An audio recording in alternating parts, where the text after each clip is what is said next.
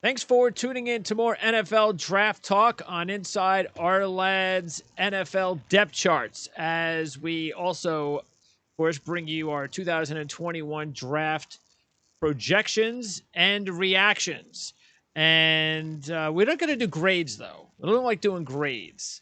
I know that's a bad word around our lads. Dan Chunk is not into grades, so no grades here. But Jeff Risdon, who helps us to talk Detroit Lions football, of course, is with us because that's why we're having him on to talk Detroit Lions. And Jeff, how about grades? Are you in on grades? I'm not a big grade guy either. I like to let them play first before I give the grade. About the only thing you can grade is approximate value based on how they were perceived. Okay. Did they reach for a player? Did they get a player that's a good value based on the consensus draft boards and opinions pre-draft? That's the only really way you can grade it. You can kind of grade whether they address all their needs or not, but you don't really know their needs based on what they think they need rather than what we perceive they need. And that's very pertinent with the Detroit Lions because they did not address the two weakest points on the team in the first 2 days of the draft. And we will talk about that, definitely. That's coming up here. We want to remind everybody regarding the draft that even if you have yet to order the Ourlads draft guide, you could do it now at ourlads.com because just taking a look, let's see, there's 4, 5, 6, 7, 8, 9, 10, 11, 12 draft profiles for the Detroit Lions between their draft picks and their undrafted rookie signings. So right here inside this guide, so check out our list. Don't forget, also coming up soon in about a little bit more than a month, and I do have the responsibility of doing a draft review of the Detroit Lions. So that's going to be in our 2021 review guide. This is the 2020 review guide. So check this out, ourlads.com. And also don't forget, of course, to subscribe and like and make comments. You have anything you want to ask Jeff here as part of our channel. Of course, Jeff, if you are a Detroit Lions fan, you can go over to the Detroit Lions YouTube channel. You can check them out. And is it daily you have a show, Jeff?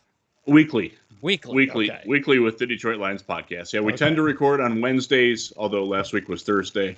And next week will be Tuesday. But yeah, the guys who do it daily, I'm like, I God bless you. I mean, yeah, exactly. That's a tough draw, man. My hat is off to them because it's tough to come up with written content every day. I can't imagine talking intelligently for half an hour on every day on the Detroit Lions because they're not that interesting, quite honestly. Well, they better be. Good. They better get. Well, I shouldn't say that. They're a very interesting team now. They're a fun team to cover now again, and we're all very grateful for that. And that was one of the great themes of the draft. If you want to grade the entertainment value of their draft, you're probably going to go A because they got some characters, man.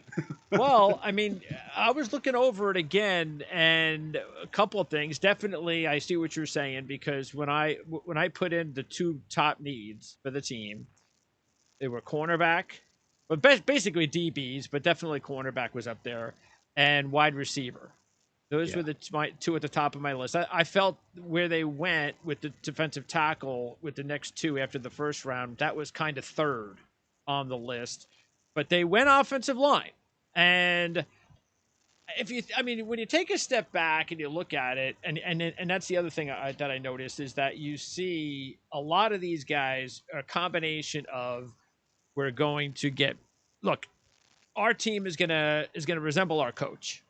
And we are going to be tough, and we're going to be, our strength is going to be in the trenches. And even if we have a decent offensive line, we're going to try to make it a great offensive line. And so I see that. And then most of the players, I also realized when you went over it, most of the players also, when you take a look at the things that make them good players, you see things like hustle, tough competitor, all that kind of dominant, traits, things, that type of personality that, again, the coach wants his team to have. Yeah, absolutely. There was a definite theme of getting, and Campbell and GM Brad Holmes both said this in their press conferences. They want tough football players who happen to be really good athletes, not really good athletes who happen to be playing football. And there's a distinction there. And those who know, you know exactly what I'm talking about. You know what they're talking about. And I think they did a very good job of doing that specifically. They got football players, and Panay Sewell at the top happens to be a phenomenal athlete for his position at offensive tackle. They're going to move him to right tackle, which is interesting, but I think it actually suits his game better. He's a power-oriented player. The other thing that you see, they're young. Sewell, 20 years old. Aleem McNeil in the third round, turned 21 this past week. They got a lot of guys who are precocious and, can grow into something much bigger and better than what they are now. And that is a decided difference from the last regime, which tended to take more finished products and hope that they could work with that more. And I think it's a change in philosophy. It's a welcome change in philosophy. Will it work? And I hope so. I appreciate that there seems to be a theme to what they're doing. Yeah. Like you said, getting physical, getting kneecap biters to go into Dan Campbell parlance. Yes. They did a really good job at that. The second round pick, Levi Onwuzurike, he was in the mold of his head coach when he came out in his press conference and used profanity and talked about messing people up in more colorful ways than saying that. That's a very endearing thing to Detroit. Personally, I think it fits the city very well. I think it fits the mantra of the team and what they're trying to do very well. Again, will it work? Who knows? But at least they have a direction and a focus, and they were consistent with it.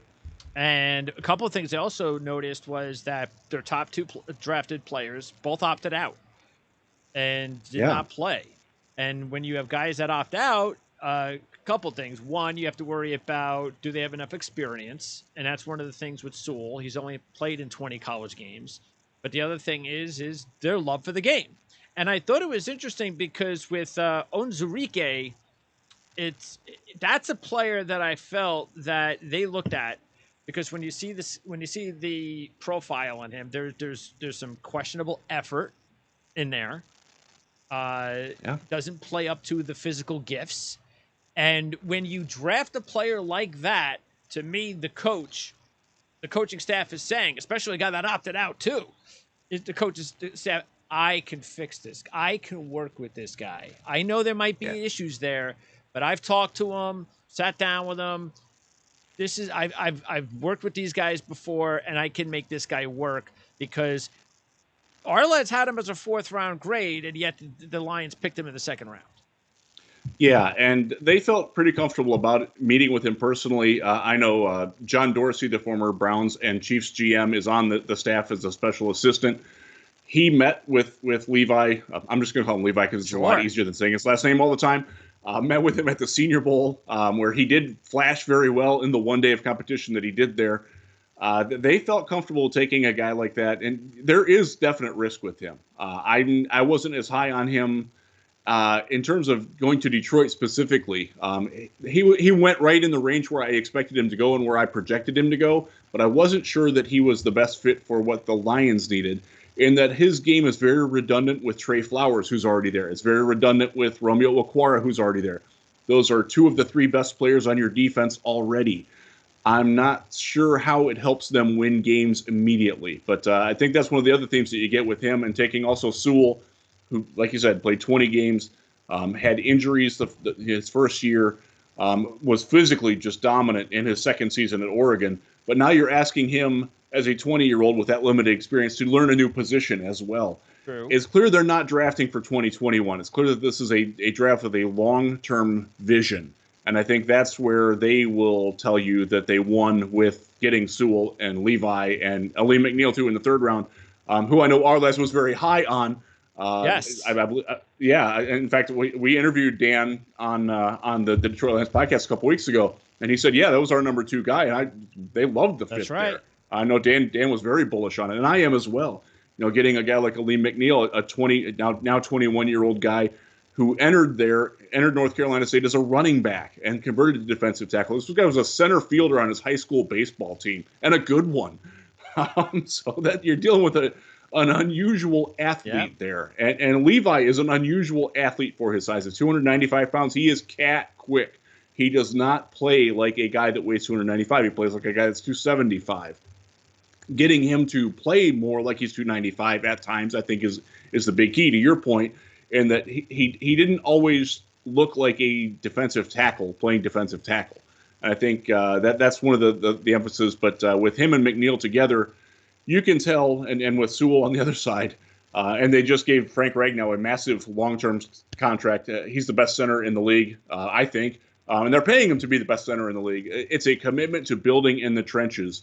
It goes over the top of what the old regime did. There's a ton of offensive line draft capital on this team. Taylor Decker was a first-round pick. Frank Ragnow, first-round pick. Jonah Jackson, a third-round pick a year ago. This is a team that's blew first-round picks in the past on Laken Tomlinson, Riley Reif. There's a massive investment into the lines, and it needs to show. And I think just based on the way that Dan Campbell has approached building the team, I think you're going to see a team that is not going to be easy to play on either line of scrimmage, and that is certainly in the mold of the head coach. So now, when you said Levi, you felt like it was a little bit of a redundant pick. I do, and I'm looking at again his profile being more like an interior 3-tech penetrator. Do you think his role will be different with the Lions? How do you see his role with the team? So he is going. My guess is that he will be they're going to, allegedly, we're not sure yet, but they have hinted that they're going to run a 3-man base front.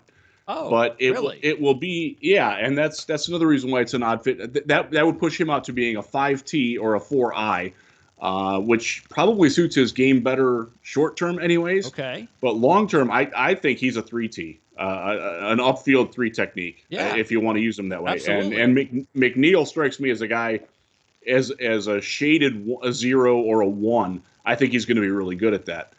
So finding out how those pieces fit, and again, Trey Flowers is coming back. Trey can play anything from he can really be a nose tackle if you wanted to, but he's at his best at a 5 working in. Romeo is a 5, 6, 7 type of player. So you're looking at a guy that's going to, I don't think he's going to start necessarily right as a rookie, but he's going to play a lot in that rotation. I think you will see some definite 4-man fronts from them. Yeah. And when they go to that, you're going to have him be the inside guy with Trey Flowers playing on his outer shoulder. I think that can be very effective as the quote-unquote NASCAR package. Interesting. Where they're going to get the rush from, the stand-up rushers is the bigger question. Yeah.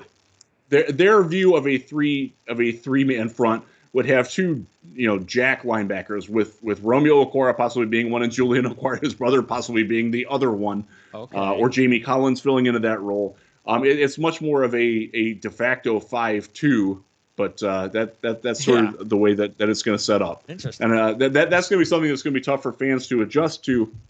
In Detroit, they ran a multiple front under Matt Patricia. That's a terrible word, and I know all Lions fans are throwing things at me right now. That's what they called it. I got to call it that. They did not aggressively attack the quarterback with any of their players up front. Romeo Okwara got 10.5 sacks last year. He did that almost exclusively on his own merit and will. He did not get any schematic help. They don't blitz. They didn't rush. They didn't do stunts. They didn't do twists. They didn't do anything to help their rushers up front. You're going to see a lot different, even though it might look the same as their base alignment, you're going to see a lot different play from these guys. And I think having the athleticism that Onwuzurike and McNeil bring with Flowers and Okwara up there, they're not going to be an easy defensive front to defend against or block or do things to. And I think that is something new defensive coordinator Aaron Glenn, this was a Parcells guy. This was a guy played under Bill Parcells, and he's bringing that mantra in. That's as much as I complained about Patricia being too Parcells-y, and straying away from the more Romeo Crennel, Mike Vrabel style of interpretation of that defense. I think the personnel that they have now fits the Parcells style more, and that's going to they're not going to be running with Carl Banks isn't back there. They don't have the 275-pound off-ball middle linebackers, although they're close.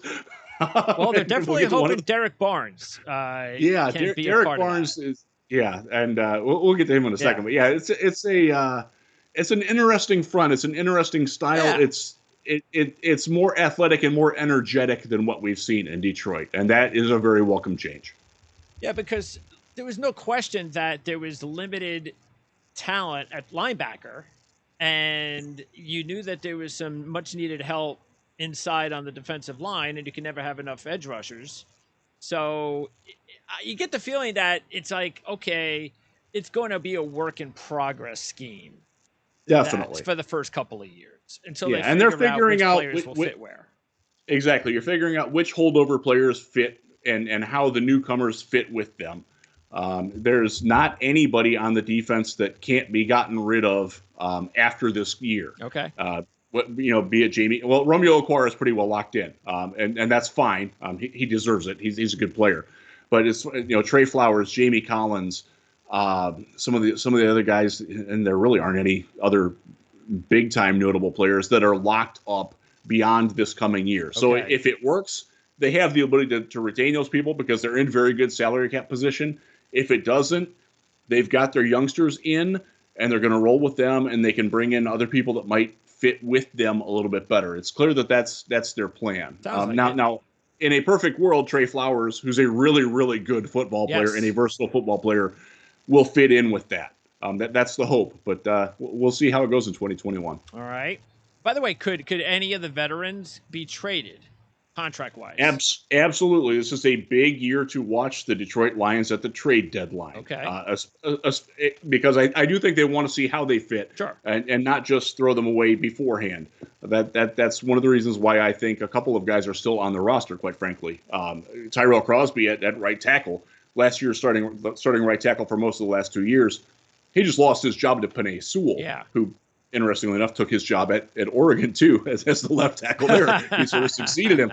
I don't expect Tyrell Crosby to be with this team week 1. Really?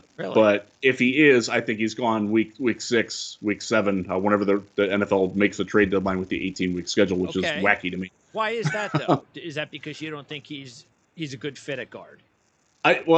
No, and I don't think they think he's a good fit at guard. They would have tried it last year. They're going to plug in Halapula Vaitai, Big V, who they signed to play right tackle last year and couldn't beat Crosby.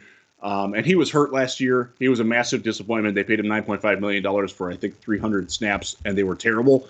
He's going to be the starting right guard this year. The hope is, and fingers crossed, baby, that he's healthy, that he's motivated, that he likes being back inside. He played at Philadelphia. He was sort of their number 6 lineman, and they plugged him in wherever they needed. Sure. And I think that's optimally his role. But right now, the Detroit Lions need him to be their starting right guard.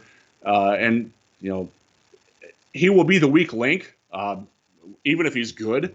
But this is a really talented offensive line. It's a high-end offensive line that's got a lot of guys that are going to like to go out and punch you in the mouth. And that is certainly in the mold of Dan Campbell. Like with the defensive line, this offensive line is not going to be fun to play against. I'm not sure that they're going to have a lot of skill around it, but dang, this line, if everybody's healthy and plays to their potential, this is one of the 3 best offensive lines in the NFL right now. And they're young enough that they can get better at that. And I think that's, it's pie in the sky, but man, that pie is going to be really tasty if they come close to it. Yeah, and because it's important that you do something about that right guard spot in time. Who knows? Yeah, maybe that's Tommy Kramer down the road. It could be one of the undrafted free agents from Notre Dame, one of the several newcomers from Notre Dame who's hanging around Allen Park these days. He could be. That they still have Logan Stenberg, their 4th-round pick from a year ago. There's another guy that I'm not sure that he's going to make the team this year, but there's certainly potential with it. He was there. They tried to move him to center last year. After he played right guard at Kentucky, it clearly didn't work out because he was inactive when they had problems with Frank Ragnow broke his throat last year. I don't know how that happens. I don't know how you play through that. He did it. But even when they were, stressed for depth there, they still wouldn't activate Stenberg at center. That tells me a lot about his future with the team, quite honestly. Maybe the new coaching staff will click with him. But keep in mind, they have the same offensive line coach that they did a year ago in Hank Fraley, who's a very good offensive line coach, by the way, and a rising star. He's got bigger and better things in his future than being the offensive line coach. He's the guy that you keep your eye on. 2, 3, 4 years from now, you're going to be looking at him as a potential offensive coordinator. Okay. He's done really good work. The work he did with Jonah Jackson, the work he's done with Taylor Decker and Frank Ragnow speaks for itself. He's done a really bang-up job. And if he can work with Sewell and if he can work with Big V and get them into a cohesive unit this year, it's going to be a real fun offensive line. Not everybody likes to enjoy, watching the offensive line and focusing on it. But this team and the way that they're designed on offense, with Anthony Lynn coming in as your coordinator, you got Deuce Staley as your running backs coach. And they have in DeAndre Swift and newcomer Jamal Williams, they have a 1-2 punch Yes.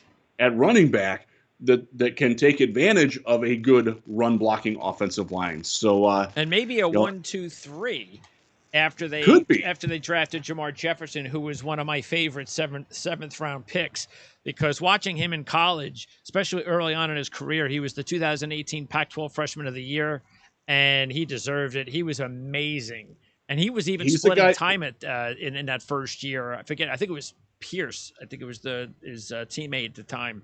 But it was like, wow, if this guy was playing football on the East Coast, he'd be a bigger name.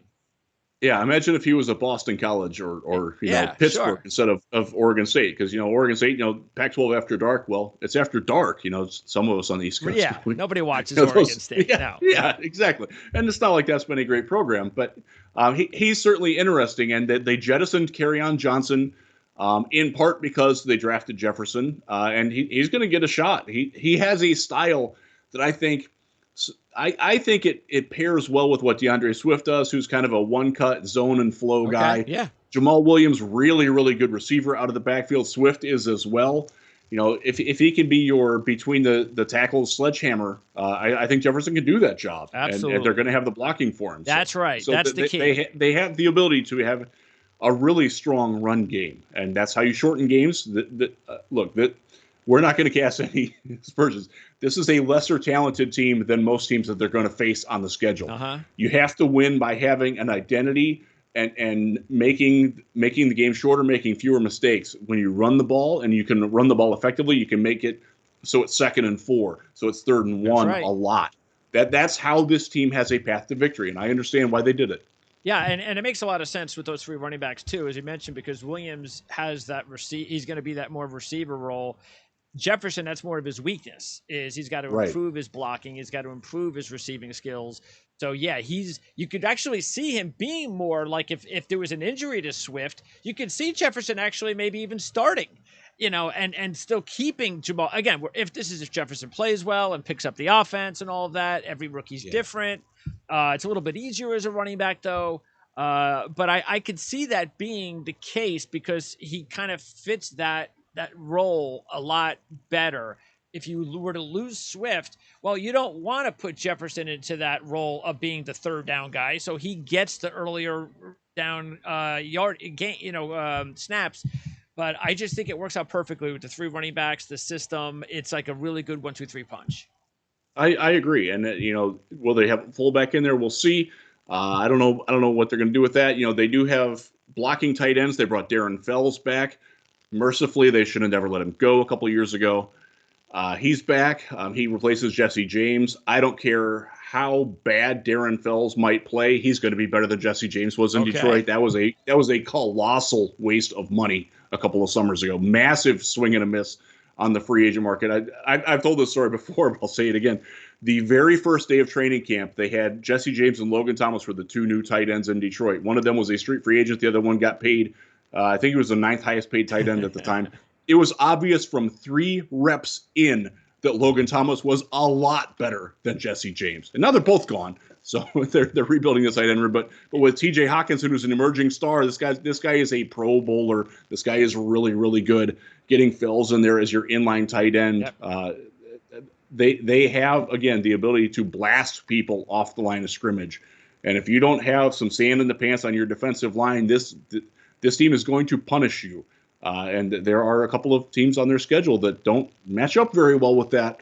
And it's if you're looking for upsets later in the year, because, again, this is a Lions team, they're projected to not win a lot of games. But they are going to win some games, and they're going to take advantage of teams that take them lightly, and they're going to take advantage of teams that don't have stoutness up front. And like you said, later in the year, because this is a team with everybody new, system, the coaching staff, everybody, that they're all going to be fighting every single game.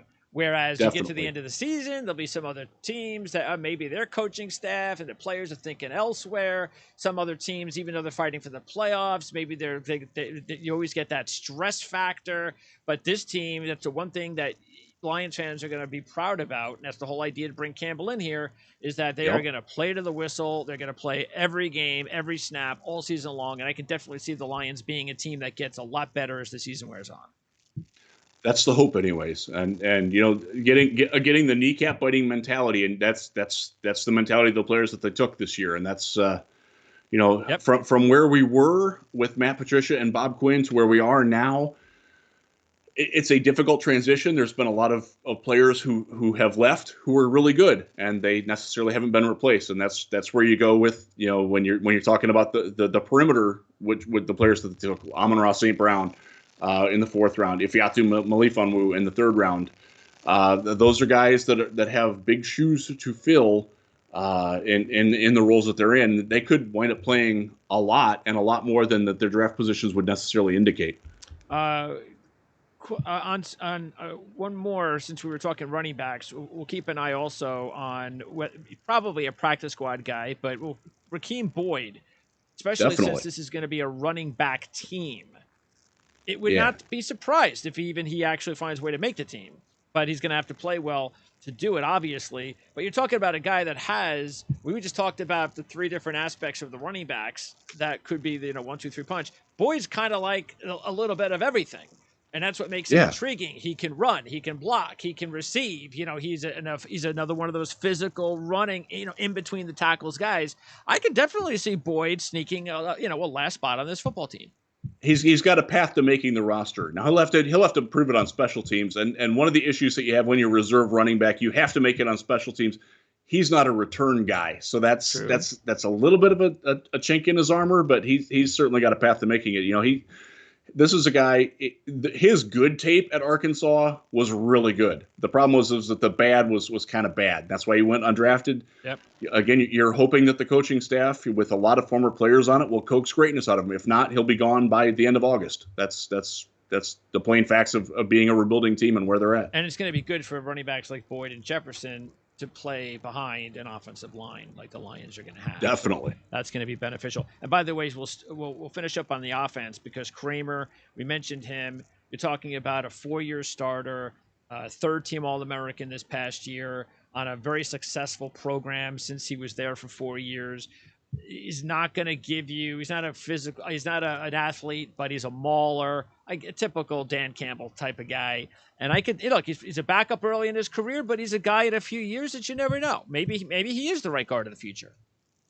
That's the hope. Yeah. He's going to be fighting with Logan Stenberg, and Stenberg's successor at center at Kentucky is also on the roster and has a shot to be the backup center on this team too. So they've got some guys. His name is escaping me now, but he's an undrafted free agent from Kentucky. But he's got a shot. He wound up. Oh, it's this year, you mean? Yeah, this year. Oh, this year. Okay. Yeah. Yeah, he wasn't on my. I know that he was. Yeah, was it Drake Jackson? Yes, Drake. Thank you. His name was escaping me. Yes, he is on there as an undrafted free agent, and he's got a path to making the team as a backup. Evan Brown, who played at SMU, played for the Giants, for the Browns for a little bit, is also there. They're all kind of in the same mix to fight for that backup interior offensive line role. Okay, and then wide receivers, you mentioned St. Brown. So he went in the 4th round, a 3-year starter, maybe the best of the St. Browns. And that's a family. That's the hope. Yeah, that's the hope. Yeah. Look, doesn't have the size, doesn't have the speed, but he's got elite hands. He's a competitor. Again, that word, competitor. And because he's a really good route runner, he might fit out really well in the slot too. And I think that's probably where he's going to wind up. This team is going to start Tyrell Williams and Brashad Perriman as the outside receivers. That's suboptimal, but when you lose your top 4 receivers, you got to scramble around a little bit. You got to hope that you catch fire with one of those 2. And I think realistically, I like Tyrell Williams. I think he's got a chance, if he can stay healthy, to be a quality outside receiver for this team, working with Jared Goff. St. Brown sure looks like he fits in the slot with his team at his size, with his route running ability, with his ability to make contested catches in traffic. But also to get open quickly, and that's something that for a guy who isn't an exceptional athlete, his tape does show a guy who does get open quickly on plays, who has some attention to detail with his craft as a route runner, which is a different that's a different dynamic than what you got from Kenny Galladay, from Marvin Jones, even really from Danny Amendola, who was just really really good at being quick and setting guys up. St. Brown sort of fits into that role, and that's a role where there's a lot of catches to be had that were lost from this team. I think they lost 97% of their wide receiving catches. Only Quintez Cephas is back. He and Cephas are both kind of bigger slots, but I can see Quintez moving more outside, playing that sort of Y role. Okay. He's obviously not a dynamic athlete at it, but I think he can. I think you're going to see a lot of situations where they're both on the field together, lined up on the same side together, and working in tandem like that. And St. Brown, there are people in Detroit who will tell you that he's going to be their leading receiver this year. I'm not there yet, but he's certainly going to get a chance to prove himself. Yes. And it is a good value pick. Like you said, this is a guy in the world of basketball. This guy's a glass eater. This guy is going to attack the boards. That's right. And get that for you. And they need that. Yep. And again, it fits in with what Dan Campbell is trying to build with the team. And actually, you could be talking about Surratt in the same way. Because that's what Surratt is, pretty much like a poor man's St. Brown. He's going to give you the same thing. He was at North Carolina High School Player of the Year for football and basketball. So he brings that basketball physicality to the team. Really good hands, great in traffic. But again, you're talking about a guy that didn't have, the speed wasn't there, and he opted out. Maybe that wasn't the best thing for him as well. But he was a 6th-round grade, and Jonathan Adams was a 5th-round grade, and the team was able to sign him. Sun Belt Offensive Player of the Year, and then they signed Javon McKinley, who was also a 5th-round grade out of Notre Dame, and led the team in receiving this past year. So it's not a surprise that these guys signed in Detroit, because they're looking for. If I'm going to try to go somewhere and make the team, that's the team that I think I have a shot to make. Yeah, when your top 2 receivers are Brashad Perriman and Tyrell Williams, you've got a shot at making the team, and not just making it, you got a shot at legit playing time as a rookie. And I think St. Brown is going to get a lot of run out of the slot. I think of the 3 you mentioned, I happen to be highest on Jonathan Adams. I really like what he does. I think he was more inhibited by, I don't want to call it bad quarterback play, because Arkansas State didn't have bad quarterback play. It was just a restrictive offense for the kind of what they asked him to do. I think he can go downfield and make plays more than what he was asked to do with the Red Wolves. And I like him a lot, but it's going to be a lot of fun in training camp this year, watching 3 UDFA wide receivers that all have a very legitimate chance of making the roster and making it as wide receiver 4, wide receiver 3 even. Like I said, they brought in Brashad Perriman and Tyrell Williams. Neither of those guys are locks to make the team. They're just sort of holding spots. And certainly I wouldn't expect either of them to be on the team in 2022 and 2023. Maybe Williams shows you that he can stay healthy and shows you that he connects. Sure. He is with Anthony Lynn, reunited from their Chargers days. And I'm hopeful that it will work out, but they're certainly not married to that. So there are definite opportunities for all those receivers who are coming in to really make and carve out some real roles for themselves. And if they can return, which I think McKinley offers you a little bit of that's even better, because Jamal Agnew isn't in town anymore. The return, both punt and kick return jobs are wide open for somebody to seize. It should be no surprise that a receiver who is called a bully, which is Adams, yes, would be on this football team. Oh, absolutely. He plays wide receiver like an offensive guard, and I say that endearingly. That's not a shot at him. That's like, yeah, he has some tape. For Lions fans who liked Kenny Galladay and who will miss the contested catches along the sideline, you're really going to like Jonathan Adams. Yeah, because again, you're talking about Galladay was another group of 5 guy. You just never know. And it's going to be I think it's going to be fun to go to camp and to watch that competition with all those young receivers. I think that's what you're looking for, and they're all going to be fighting for jobs. And again, keep in mind, they were all draftable graded players. So it would not have been a surprise if Adams, Surratt, and McKinley all went in the 5th round and they were all signed. So I think that's going to work out. And by the way, McKinley's another guy who's got some height, he's got some length, and yet could still fit as a slot guy too, another big slot guy. So. Definitely, he has the skills, not unlike Eric Decker when he came out of Minnesota. Same type of player, probably not as high end, but same type of player. Okay, now let's go back to defense, and because actually all the top 5 undrafted free agents were all the ones that were profiled with gradable grades were all offensive players. But you mentioned Melifonwu in the 3rd round. Is he going to definitely be locked in as a corner, or are they going to look at him to find out whether or not he could maybe even make the switch to safety? That's a good question, and it's been presented to all parties involved, and they have all hinted that they will consider him at safety, but they like him as an outside corner. Okay. But if you look at the depth chart, their hole is really at safety right now, more than outside corner.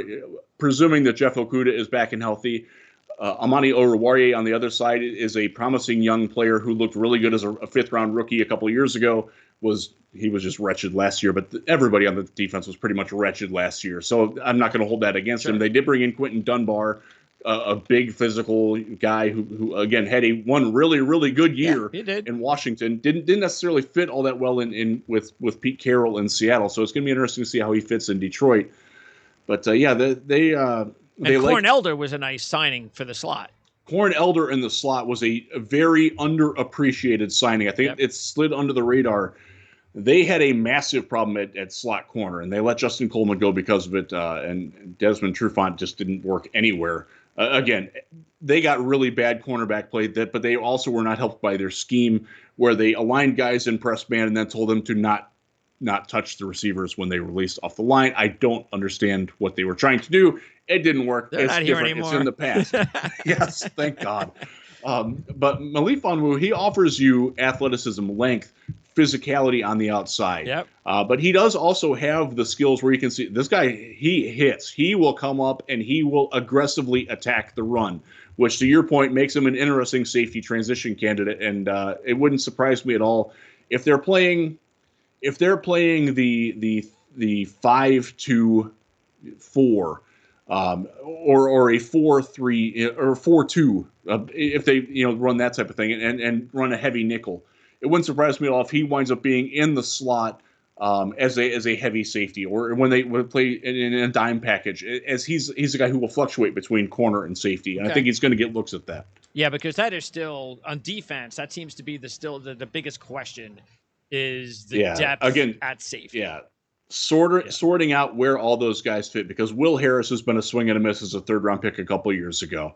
The only other safety is Tracy Walker, 3rd-round pick, was an ascending star until 2020 when he was really hurt by the scheme. He fell into Matt Patricia's doghouse. He didn't help himself by not playing well on his own volition either. I'm pretty confident that Tracy Walker is going to be back and be good again. Well, maybe the coaching staff is too, which is the reason why they really haven't gone in that direction. Yeah, but they still need help. Their third safety, yes. And C.J. Moore is a special teams guy. They just don't have a lot else around that. No, they don't. Finding out if Melifonwu or if Oruwariye possibly can transition to being a safety, that's certainly not out of the question for this team. And that's going to be a very tough deal for the road play-by-play dudes on the radio that come in there, especially if those two guys start on the outside of cornerback. Yeah, so I'm friends with Lions play-by-play guy Dan Miller, who's a great guy, excellent broadcaster, but there's a definite Nigerian influence upon the team. There's 5 guys of Nigerian descent on the team. Okay. And sorting out those names, they're mouthfuls, man. Oh yes. it's gonna require the pronunciation guide and a little bit of practice. Yeah. But you're gonna have to do something positive to establish a nickname. That's usually the way it works. We're hopeful with that. Yes. Yeah, it takes like Anzurike. Thankfully, he pronounces his name that way instead of sounding out every single letter in the name. That's true. Yes, it's been a work in progress for those of us who cover the team. And then finally, Derrick Barnes, who went in the 4th round, and it's going to be interesting to find out whether or not he can work as on passing downs as an edge rusher. but he just seems to be such a prototypical, even old school Mike linebacker. I Yes. was watching because I'm a Rutgers guy, and I remember watching the Rutgers Purdue game. It was a close game, and towards the end of the game, Barnes got thrown out, and you know how easily they throw Yes. guys out in college because of the they barely have to touch these guys and get thrown out. So he got Yeah. thrown out, and I didn't follow Purdue most of the season, but as soon as he got thrown out, and I'd watched the game, it was like you could just tell it was a huge deal when he left the playing field. He was the heart and soul of Purdue's defense last year, and maybe for the last couple of years. And he just, again, it just makes perfect sense that Derrick Barnes was drafted by this team. Oh, absolutely. He is an alpha dog. That's the best way to describe him. And he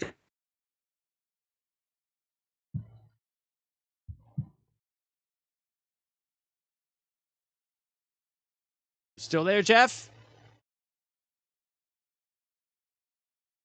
Oh, we've lost Jeff here for a minute. We'll see if Jeff calls back or if we get his connection back again.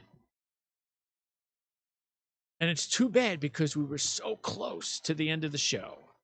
So close.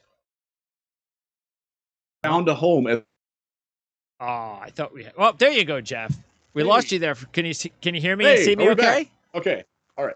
All Yes. right, Yeah, good. we're good. Okay. I got a I was connection I was saying, All man, right, we were so close. So another minute, and then I could have probably just went, all right, that's it. We'll just but all right. So no, because you saved the best for last in Barnes, who's my favorite pick of the entire class. This is a guy, he wants to be the middle linebacker. He talked in his press conference after the rookie minicamp this past weekend about how he emulates Junior Seau. That's why he wears number 55. okay. This is a guy who likes Ray Lewis. He's modeling himself in that mold. And you talked about how he is your throwback Mike. He appreciates that, and this is a team. Chris Spielman is my football hero. I grew up in Northeast Ohio, loving number 36 at Ohio State and then number 54 with the Detroit Lions. Chris Spielman's a special assistant on this team. You better believe that he had a role in identifying Derrick Barnes and seeing himself in Derrick Barnes. And I think when he was at the Senior Bowl, I think he opened a lot of eyes like, hey, oh my, that guy can cover. He can really move. This guy's fluid in space for a big dude. He's going to be a starter on this team right away. It wouldn't surprise me if he's wearing the green dot right away, playing next to Jamie Collins in that, as the two off-ball linebackers with Alex Anzalone rotating in at times. But again, this is a guy, because he has that experience and because Jamie Collins is the same way, he can play as a stand-up edge rusher. He can play as your off-ball guy. He can turn and run with tight ends. He can do all sorts of different things, mixing and matching. And Anzalone, by the way, can cover too. You better keep the ball in front of him, but he has that sort of quick reactions, and I think that's something that they wanted to get better at. They're replacing Christian Jones, they're replacing a bunch of guys that just Jelani Tavai is probably going to get pushed out. Guys that just didn't have the range and the quickness, and Jared Davis fits into that role too. We're a really good athlete, but just not an incredibly instinctive football player. And then Derrick Barnes. You watch his tape and you tell me he's uninstinctive. I'm going to tell you didn't watch his tape. This guy, he understands football, high football IQ at high velocity, I think is the best way to describe it. I'm very excited about Derrick Barnes. I'm very bullish on him. I'm thrilled that they traded up to get him. It was a guy, there were a lot of Lions fans. If you would have asked them pre-draft, Micah Parsons would have probably been the most popular pick amongst the Lions fan base. You got a guy that does some things better than Parsons coming out. Now, that's not to disparage Micah Parsons, but Derrick Barnes, this isn't a guy who's going to get hung up on blocks. This isn't a guy who's going to have to check with what's going on behind him on a play. He's aware of that, but I don't think Parsons necessarily had that. Parsons he's much more of a Cobra striker. But I think for those fans that are upset that they didn't land a guy like that, in the first round, getting Derrick Barnes in the fourth round, that's an absurd value. I think he's going to be a fan favorite very quickly. You're always going to get that's what the draft is, just funny, because you're always going to be able to get players in the middle to late rounds. Some guys don't even get drafted and they become really good contributors, stars. It's not an exact science. The guys that get drafted early, and understandably, they got the speed, they got the size, the combo. It's other guys though that get in the middle and the later rounds and so forth that are more of the lunch pail kind of love Yeah. football. Maybe we don't have the ratios athletically you're looking for, but they find ways, and I think you're going to see a lot of those types of players on this program right now, the way that it's set up. Absolutely. Absolutely. That's what the focus on their draft class was. And it's also sort of their focus in free agency outside of the wide receiver position. The guys that they brought in, guys like Jamal Williams, they brought in some personality, which is a very welcome change because Matt Patricia, he didn't like personality too much and sent a lot of those guys packing. So it's nice to have guys that, one of the things that Brad Holmes and Dan Campbell both said is they want football to be fun, and it should be fun.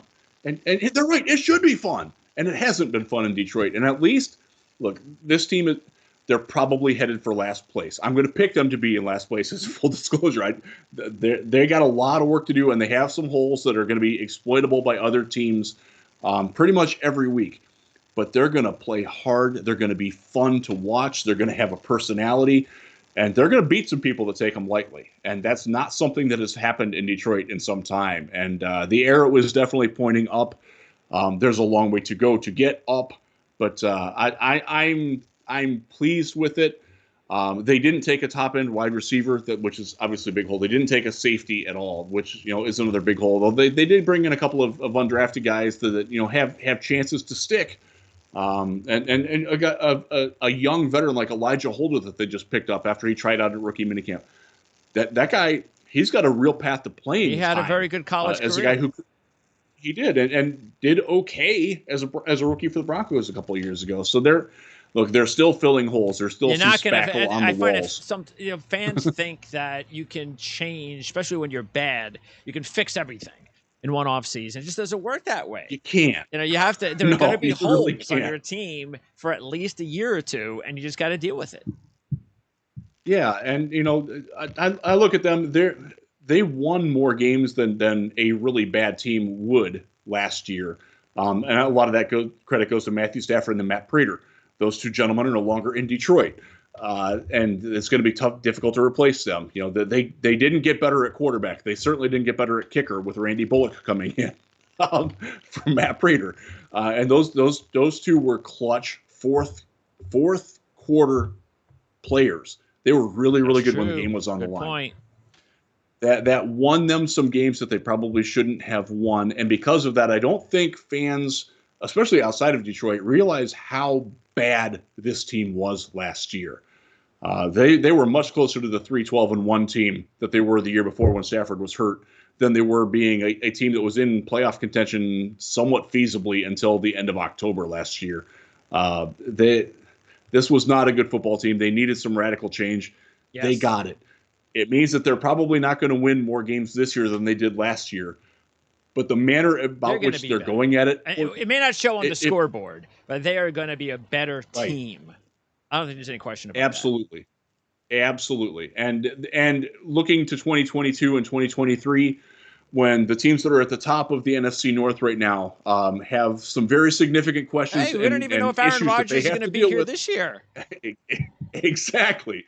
The Lions are going to be in a good position to capitalize when those other teams start coming down. They're going up at the right time. And we've seen how that's worked with some other teams in the past. I think the Seattle Seahawks were a great example of that when they first got Russell Wilson. They weren't ready to win right away, but he put their arrow going up at just the right time when all those other teams were starting to fall. And that's the real hope for me personally, that's what's going to happen in Detroit, that they take their lumps this year. They learn who fits. They learn what works, what doesn't with a rookie coaching staff, with a lot of guys in positions on their coaching staff that haven't been in those positions before. And they learn from that and they build off that and are ready to compete for a possible playoff berth, especially if the playoffs get expanded in 2022. That's my most optimistic take that I can come up with as a Lions guy right now.